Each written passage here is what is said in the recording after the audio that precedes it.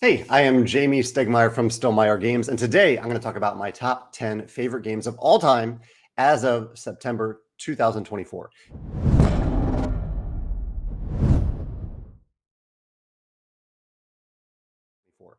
I do this list twice a year. I do it typically in March and September. I just revisit the games that I am loving, the games that I'm itching to play. There are many, many games like this. I have so many different honorable mentions lists that fit into this category. But right now, this is what the top 10 is for me. These are games that I am just really, really loving, that have brought me a lot of joy over the last year and for years in the past, too, for many of them. Some of my constraints and restraints for this category are I don't include Stonemaier games. Obviously, I do love the games that we publish, and many of them would be on this list. But in the spirit of this channel and elevating games from other publishers, I don't include those on the list. I did put Rolling Realms in the image for this list because when I did record with some Stonemaier ambassadors, our favorite Stonemaier games, ranking all the Stonemaier games recently, Rolling Realms being my most played Stonemaier game was at the top of my list. So I put that in the project image. But there's only one other mention that you'll hear of a Stonemaier game in a minute. The other requirement is that these are games that need to have shown up on any of my top 10 lists from any category, any genre, any mechanism over the time period, the last 8 or so years that I've been doing this YouTube channel. They have to show up and have to have shown up at least twice at number 1 or number 2 on a list to be eligible. This is an arbitrary, subjective requirement that I put on this this top 10 list, but to whittle down the 1,000+ games that I've played into a top 10 is very difficult. So I need some limitations, some constraints there. Before I jump into my honorable mentions, I will mention that I asked my coworkers yesterday, a few of my coworkers, we were on a call, and I said, what's your favorite game right now? If you had to name your favorite game. Erica said Ark Nova. Susannah said Tapestry. That's the other mention of a Stonemaier game that you'll get here today. Alex said Star Wars Unlimited. And Dave said Root. So those are the games that I'll mention from my coworkers. And here are my current honorable mentions. So I mentioned that I had several categories of honorable mentions. I'll just mention like the top category, the games that really I debated putting in the top 10, but didn't quite make it. We're pretty close. Those are, in alphabetical order, Seven Wonders Duel, Century Golem Edition, or really any Century Spice Road or Golem Edition, Clank, Downforce, Earth, Fantasy Realms, Hierarchy, Just One, Let's Go to Japan, Magic the Gathering, Mysterium Park, Orleans, Ra, Rumble Nation, Santa's Workshop, So Clover, Space Base, Spots, Terra Mystica, the Isle of Cats, the White Castle, and Tzolk'in. And you'll note that here and both on my top 10, I did not put any campaign games this time. In the previous time I did this list in March, I listed The King's Dilemma and Role Player Adventures. I put them on the list because I think they're both incredible feats of design that have brought me a ton of joy. But really, over the last 6 months, I don't think I've really gotten into any campaign games. So campaign games have been off my mind for a little while. I have a few that are incoming. Hopefully, they'll reignite a fire in me for campaign games. But it's been off my mind, off my heart for a little while. So let's get to the top 10, and I will share my screen over here so you can see number 10 over here, Star Wars: The Deck Building Game. This game, I love this game. And I know there is a newer Star Wars game, Star Wars Unlimited, which I appreciate. I want to play it again, or want to play it more. I've played it a couple times. But Star Wars: The Deck Building Game remains at the top of my list, I would say, as Star Wars games, as even among, I think this is the top dueling game on my list.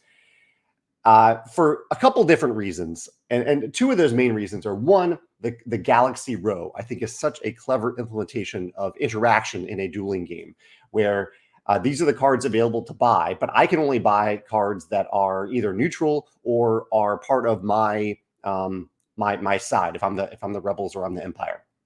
However, I can still interact with the opponent's cards, or the cards that the opponent could potentially buy, by destroying them before my opponent can get to them. I think that's such a clever way of having player interaction without hurting something that the other player is already invested in.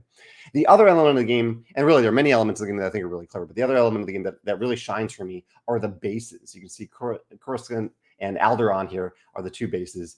You deal ongoing damage to the opponent's base, and when you destroy their base, they get to look through their big pile of other bases and pick a new base. and that base might have a comes into play ability, might have an ongoing ability. I really love that choice. And it gives you a moment, in a moment that it's like a pain point in the game. Your base has been destroyed. You get to turn it into something positive. I really love that. I have not played the new expansion that I believe is coming out in a few months. I think I've pre-ordered it. I'm excited to play it, excited to give it a try. And we'll see how that impacts the status of this game on my list. But yeah, Star Wars, the deck building game, is number 10 on my favorite games of all time as of September 2024. And number 9 is the first of, I think, 2 trick-taking games that'll be on this list, and that is Tzolk'in. Tzolk'in, I've had a blast with this game. This is a trick-taking game with a few different special cards that trump each other in almost a rock, paper, scissors kind of way. And it's a game where you are often you're trying to get your bid exactly, and you get extra points if you get your bid exactly. So there is a simultaneous bidding element to the game. There's also a really satisfying element to the game of trying to not take any tricks and seeing how that works out for you. It scales well up to, I think, 8 players. And I just have really good memories from playing this game over the last year. We played it we took a little family trip to the Cayman Islands and brought Tzolk'in and have a delightful time playing it with people who had played it before a lot, people who had never played it before. We all had a good time, a good memorable time playing Tzolk'in there. So yeah, Tzolk'in.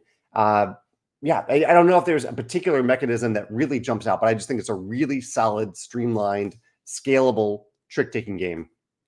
Tzolk'in at number 9 on my list.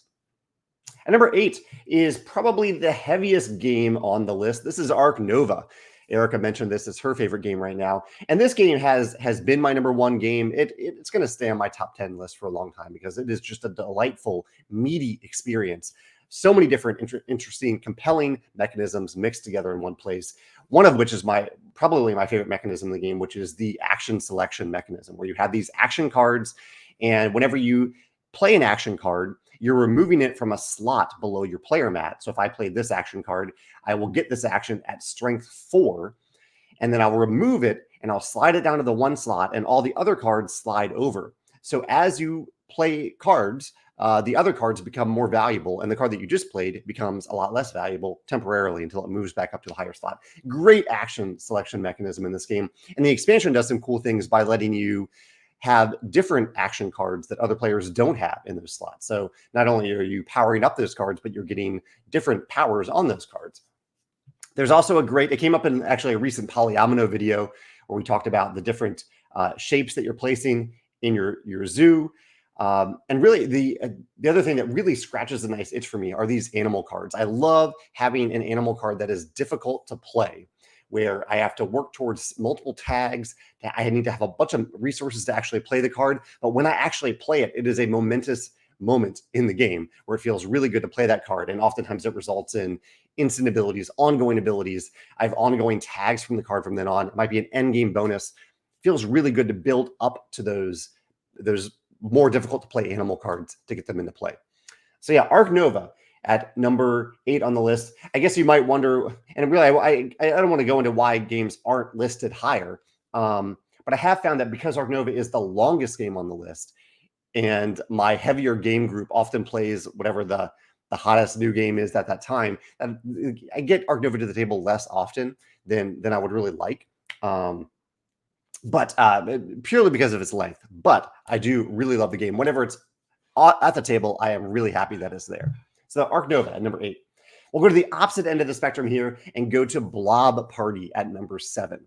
This is my favorite type of social party style game, which is a fully cooperative game where players are trying to write down the same word on their whiteboards. So you have a pair of clues, a category and a word. It might be like food and blue, and everyone writes down a word, and you're trying to write down the same thing. And everyone who does write down the same thing groups together, they blob together. And then from then on, they are only presenting one answer to the group. They're still writing down something individually, but they're only presenting one answer to the group.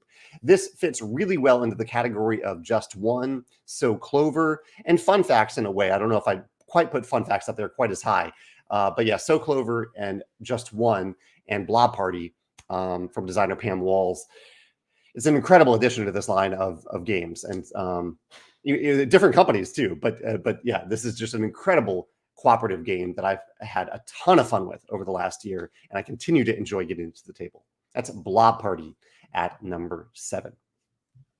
At number 6 is Forest Shuffle. So this fits into several games that are tableau building games. I'd put Ark Nova in that category. I have a game coming up later on.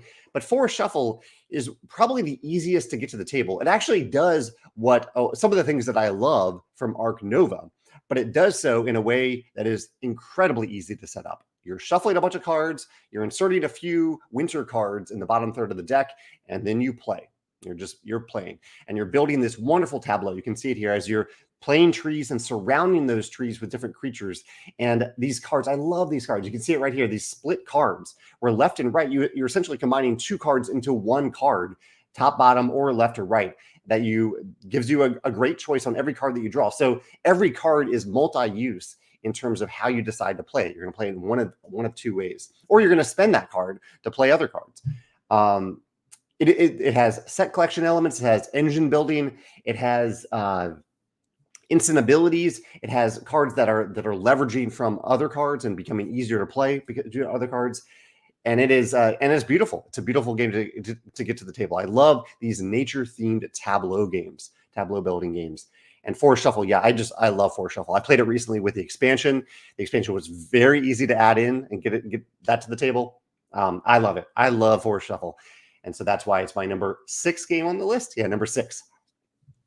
And number 5 is Dune Imperium, the other longer, heavier game on this list. And in this category, I'm including Dune Imperium and Dune Imperium Uprising. I'm happy to play either one. They have very similar mechanisms, but they do different things. And I would not say that one is a replacement for the other.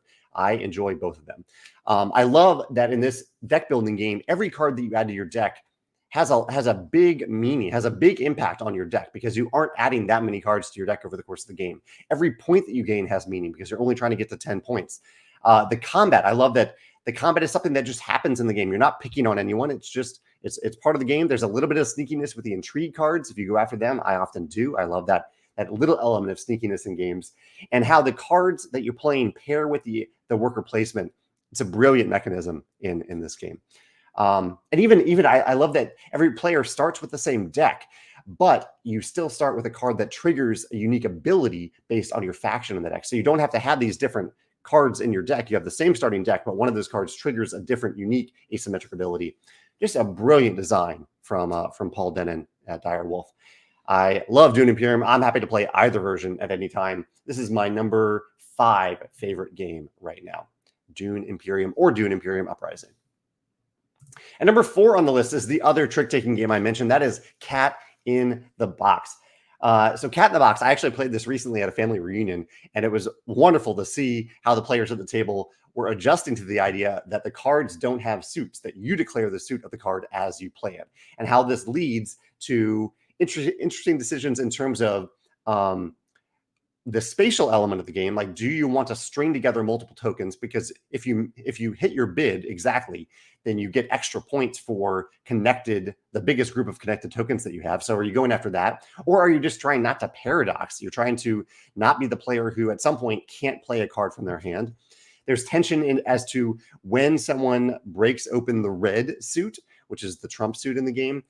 And even just the decision of bidding and declaring when you don't have cards of a certain color anymore. So many great choices along the way. And still, it's an easy teach. It takes a round to get players who are new to it, get their mind around the game to understand how the game works. But you still have multiple rounds in the game if you're playing with multiple players. I love Cat in the Box.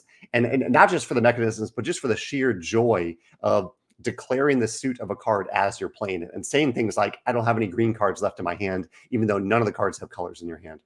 Yeah, I love Cat in the Box. Number 4 favorite game of all time as of right now. Number 3, Lords of Waterdeep, probably the oldest game on the list. Maybe Skull King is pretty old too, but Lords of Waterdeep, I think it came out nearly 12 years ago. And it's a worker placement game that I keep coming back to over and over again. Even just a few weeks ago, I got the itch to play. No one was really around to play, so I loaded up the app on Steam, and I played a game, and I was like, I love this game just as much as I did years and years ago. It is a very streamlined worker placement game that expands as you play. As players build buildings, then you expand your action spaces. And so there's a lot of tension in the game over, do I want to be the one to build a building and get ongoing benefits when other players use it? Or do I want to use other players' buildings knowing that they are getting benefits whenever I use it, but I really want to use that building right now for the more powerful ability? I love the action space that lets you go to that action space, you play an intrigue card, but then you get to take an action later in the round after most other players have placed their workers. I love that. I love the intrigue cards. I love the goals and how the missions, or the quests, they're called the quests, how you do something and they push you towards the next thing you want to do. Often they give you like an ongoing ability, or they give you extra resources to use for the next quest. Yeah, it is just a wonderfully designed worker placement game that I love getting to the table virtually, typically, because I don't own this game, but I do play it virtually, and I'm happy to play it if anyone wants to play it on the tabletop. Lords of Waterdeep, my number 3 game and my top worker placement game on the list. And number 2, I have Planet Unknown. I've really gotten into these simultaneous tableau builders. And this not only has that simultaneous element to it, but also has polyomino tiles, which I love. And it has engine building, because every time you play a tile, you're moving up on 2 different tracks. And that feels really good to get that double benefit every turn. I love that there is a little touch of player interaction in this game, even though you're mainly focused on your tableau. And really in tableau builders, I mostly just want to focus on my tableau. But I still like a few different reasons to pay attention to other players. This game does it beautifully because you have this industrious Susan, as I'll call it, not a lazy Susan, that the current player turns, aligning 2 different tiles with all players. And I have to choose one of these tiles. So as the active player, I am doing something that impacts all other players.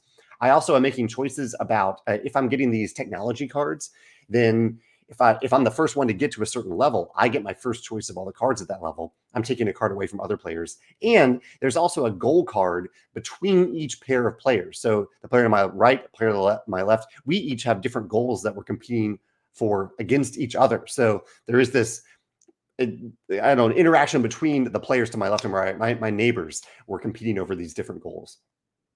Yeah, this is, and really, I played this recently at 6, and it is such a satisfying experience to play in a reasonable amount of time with as many as 6 players, because it is simultaneous. Like, there's a lot in this game. This would be a 2-hour game easily in terms of the meat, the heft, the weight of it, if we weren't playing simultaneously. But because you can play it simultaneously, still with those different player interactions, you can play it in an hour. I love Planet Unknown. It's my number 2 favorite game of all time as of right now. The other simultaneous game, not a tableau builder, but it is a bag builder on my list, is the Quacks of Quedlinburg. This is a game that brings me so much joy every time I play. From the combination of push your luck as you're pulling tokens out of your bag and deciding when to stop, to the variability from these different tiles that define the meaning of each of the tokens every time you play, to the choices that you make about buying different tokens. Which tokens are you buying? Which tokens are you investing in? Versus focusing on points, especially when you bust. When you bust, you get to choose between points or buying tokens. Which one do you choose, and when do you choose one over the other? I think I mentioned this recently on a tipping points video, pivotal tipping point. When do points become more important in the game than building up your engine, especially since the final round can result in quite a few points? Yeah, I love this game. I taught it fairly recently at a game day to 1 or 2 new players. It teaches really easily. And it's it's a joy to play. It's a delight to play.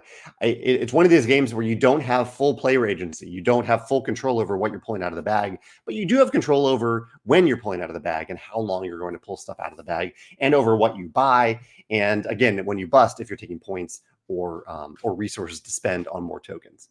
I love Quacks. I will continue to love Quacks for a long time. And I would even say I love Quacks, the base game. While I do appreciate the expansions, I love the variability that comes out of the box in the core game, and I'll continue to play it that way for a long, long time.